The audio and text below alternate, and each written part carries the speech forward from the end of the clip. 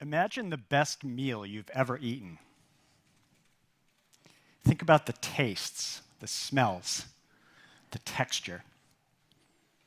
I imagine some of you are thinking about meals that remind you of your childhood or your ethnic origin. And others may be thinking about a meal that was spectacularly tasteful. And still others may be thinking about a meal where it was actually the level of your hunger that made it spectacular, not what you ate.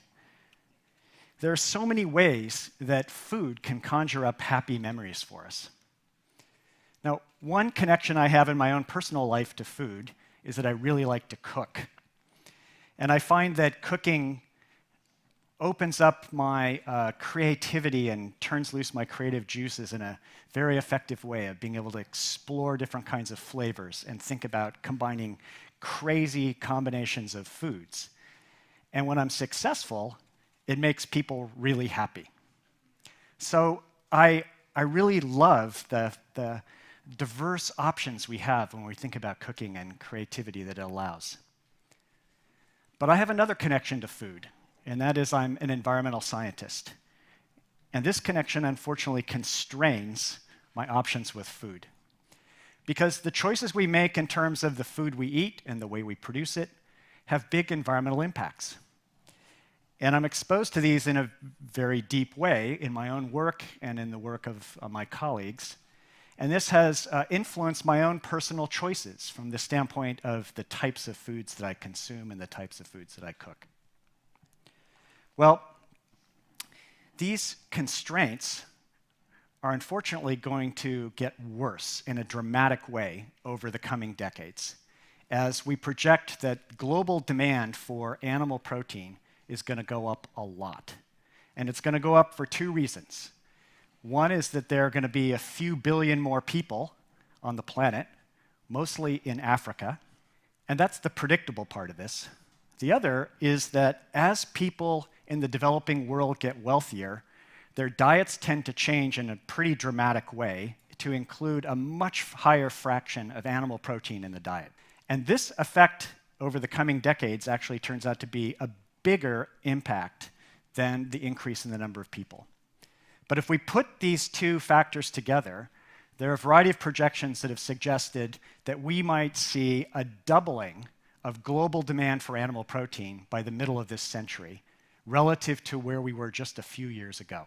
Now, what would it actually mean to produce twice as much animal protein to meet this demand?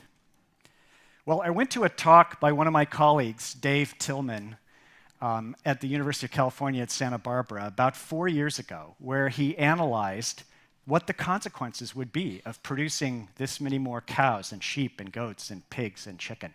And the basic answer was it is an enormous environmental impact.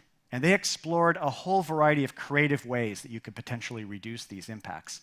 But even with their best case scenario, the impacts were really large. Here's a couple just examples. An enormous amount of land needs to be converted into food production. So they estimate a couple of billion hectares. Now, to put that in a context, that's equivalent to about 2 billion football fields being converted from natural habitats into food production. Also big impacts when we think about greenhouse gas emissions.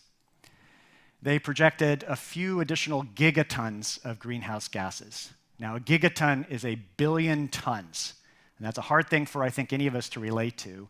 But just to put this in a context of what that means in terms of the mass of those gases going into the atmosphere, that'd be equivalent to about 450 million African elephants, or 20 million blue whales of greenhouse gases being added to the atmosphere every year.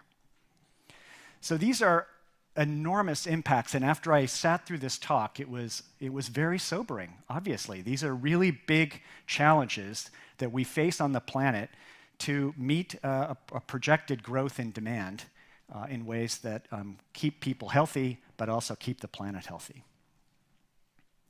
And I think one of the most sobering aspects was I didn't hear any solution that was hopeful.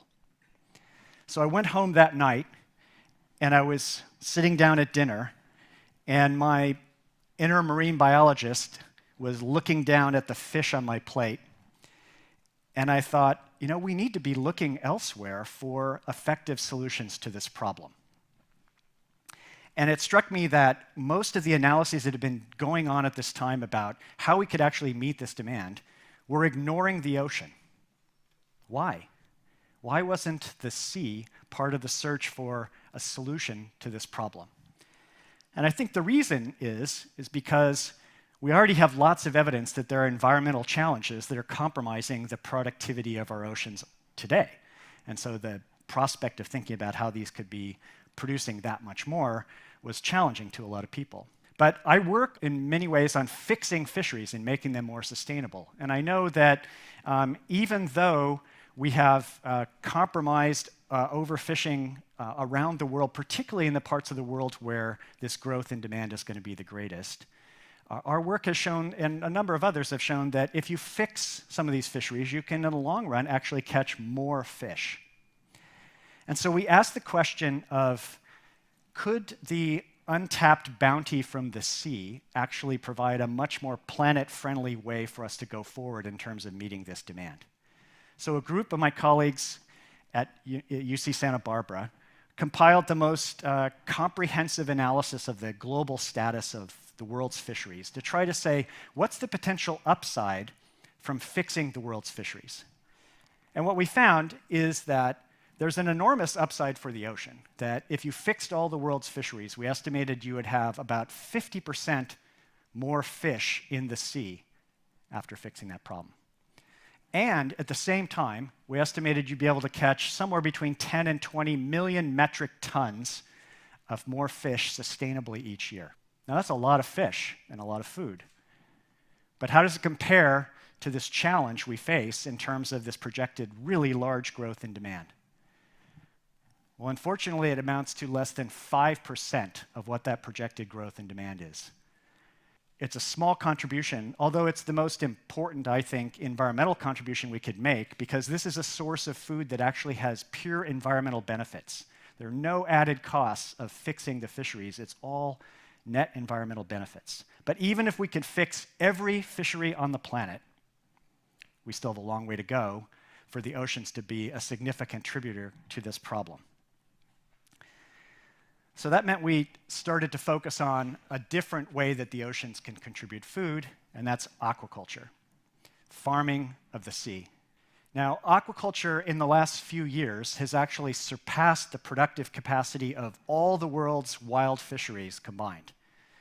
And today, we can produce several hundred different species in aquaculture by farming them in the sea.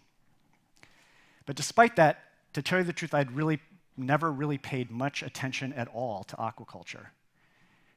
And part of it was because most of the story about aquaculture that I had been exposed to was really focusing on its negative impacts. The fact that it commonly is associated with land conversion, such as cutting down mangrove forests, or it can cause entanglement with wild species, or it can lead to the escape of farmed animals, that it can interact in ecosystems, or it can lead to spread of disease. There's a number of different kinds of problems. And these have really, I think, dominated the discussion when we think about aquaculture as a source of food for the planet.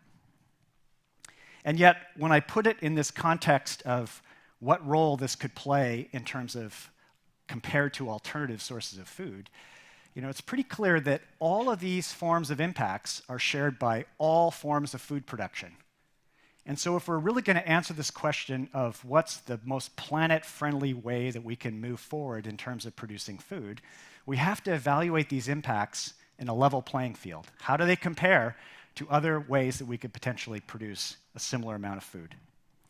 So we pulled together this kind of a global analysis for looking at all the forms of meat production we can think of, and looked at a whole variety of different environmental impacts. How much air you have to convert into food production, the amount of greenhouse gases that get added to the atmosphere, fresh water use, nutrient pollution, and a variety of other metrics.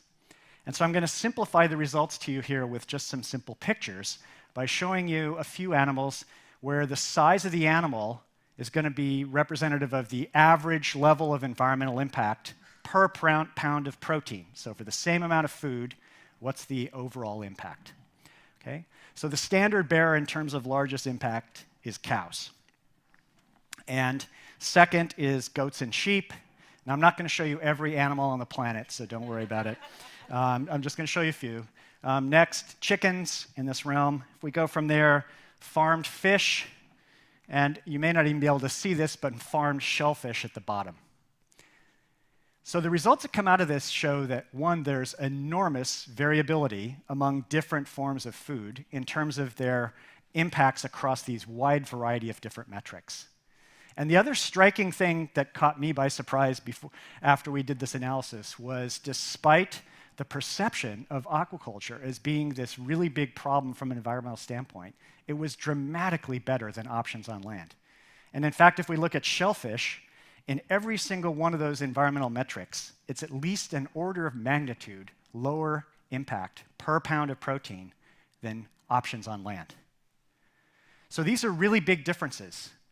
But what do they mean in the context of this problem of the amount of food that we need to produce to be able to meet this projected growth in demand? So let's do a thought experiment. Let's imagine that we try to produce the total amount of projected demand with one thing, say chickens or fish or cows. Now, of course, that's not the way it would ever happen. The world's not just going to eat one thing. But what this allows us to do is kind of bound the possibilities. We can look at what's the worst case option, what's the best case option, and this allows us to kind of see what's the range of possibilities, but also what's the range of options in terms of shifting diets, say today, into some other options. How much potential benefit could we get from that? So I'm just going to show you 3 of the results that come out of this. And let's start with the amount of land area or water area you would have to convert into food production to be able to produce this much protein. The worst option in all these is going to be on the left, and in this case, it's sheep and goats, followed very closely by cows. If you're going to produce that much food in terms of what we project as the demand by 2050, you would have to convert an area about the size of 3/4 of South America into new food production. That's a lot of land conversion from natural habitats. By contrast, at the other extreme, we have shellfish. You could produce the same total amount of animal protein in an area that's smaller than the shallow continental shelf around the islands of New Zealand. Now, if your geography is a little bit rusty, that's a lot smaller area. Second impact, greenhouse gases. Worst case scenario here is cows. If we were to produce this total demand by beef, it would be the equivalent of adding about 3/4 of China's total greenhouse gas emissions as a new source of greenhouse gases to the atmosphere, or more than the entire greenhouse gas emissions of the US. By contrast, if we do this with shellfish, same amount of protein being produced, the greenhouse gas emissions would be equivalent to about a Texas and a half. Now, if anybody's listening is from Texas, you probably don't like the fact that I'm using as an example of something that's small, but this is dramatically smaller than the options on the left. Finally, fresh water. Again, the worst option is cows. Producing this much additional beef would require a volume of water roughly equivalent to one of the Great Lakes in terms of new water available for food production. Where's that going to come from? By contrast, you could produce the same amount of animal protein with shellfish with essentially no water at all. So as you can see, the differences between the poles of options that we have are enormous. And remember back to that picture of animal sizes, for every single one of these, the aquaculture end tends to be way on the lower end. In this case, the extreme case is always shellfish, but farm fish is also quite good in many of these kinds of metrics. So I think the general conclusion that comes out of this is, from the standpoint of planetary health, surf is dramatically better than turf if we are going to try to meet this projected growth in demand. And there's some relatively straightforward reasons as to why it's so much better. One is that on land, we tend to eat warm-blooded animals, whereas from the sea, we mostly eat cold-blooded animals.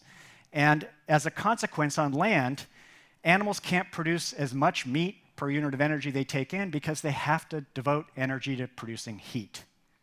Similarly, on land, animals have to deal with gravity, which means they have to invest a lot more in a robust skeleton, which compromises their efficiency in producing meat. Third, in the sea, we can use the three-dimensional aspect of the environment in a much more effective way to grow food by taking advantage of the depth of the water column and the buoyancy that water provides. It allows us to grow food in a spatially efficient way that is dramatically better than any option on land.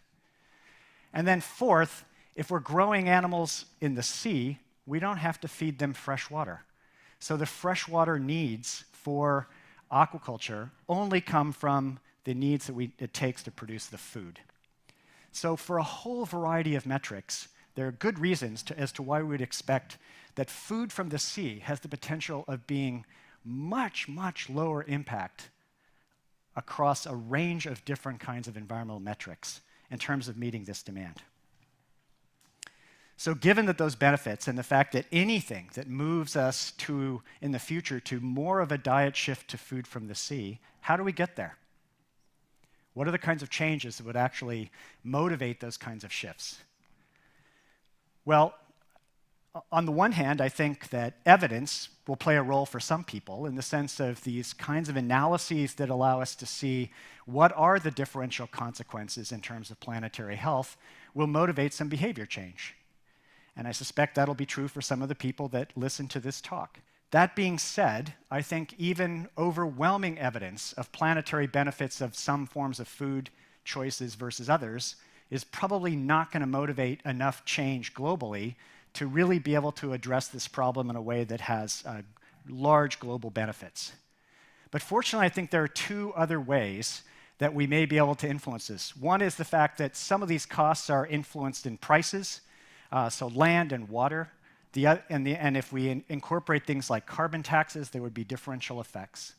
The other, and I think the most important aspect, is that evidence suggests in medical literature that there's a big benefit of shifting towards a pescatarian diet in terms of human health. So human health and planetary health tend to be aligned. And that means that I think there's going to be much more motivation for people to vote in their own self-interest and vote on the human health side, but the planet still benefits. So what can you do?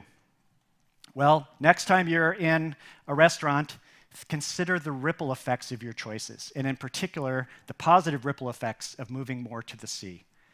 Choose wisely in your choice of food. It really matters. Thank you.